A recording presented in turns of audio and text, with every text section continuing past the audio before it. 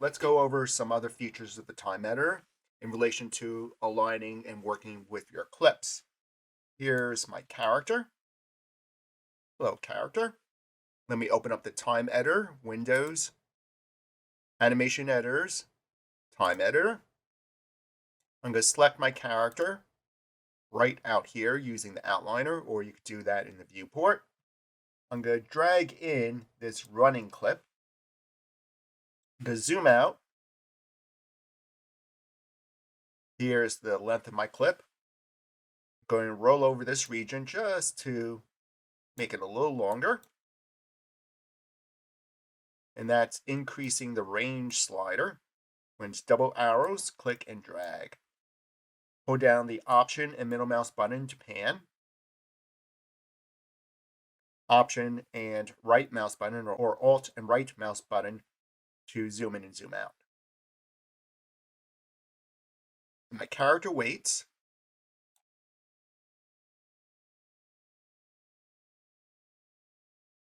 Sees something, runs away. Let's say I wanted to trip. I have that. I'm going to drag it to the timeline and put this clip next to the other one. Since this clip isn't walking in place, when it hits the next clip, all of a sudden my character's here and now is falling.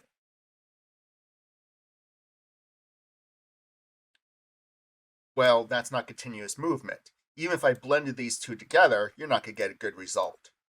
All of a sudden, it starts to fly back to that position and fall. Deal with this. Let me just move this clip away. We need to move and recenter this clip to over here. Usually I create a box or whatever object, and I just move it to where my character will be. Something around here. It gives me a way to locate where my character is when you jump to another clip. Select this clip, go to Relocate, create Relocator. Here's my relocator. Now just drag the relocator to around where this box is. I'll rotate it because my character is facing the other way, right? Select the locator here in the outliner. Just turn your character around. Rotate this downward.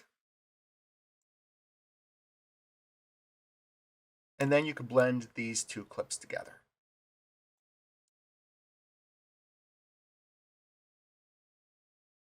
This little pause right here during the transition can also fix by going back to the locator and just moving that other clip forward.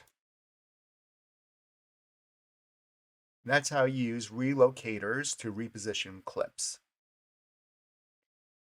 If you like this motion, you can leave it as is and use it, or you could combine this into its own clip by selecting both of these clips.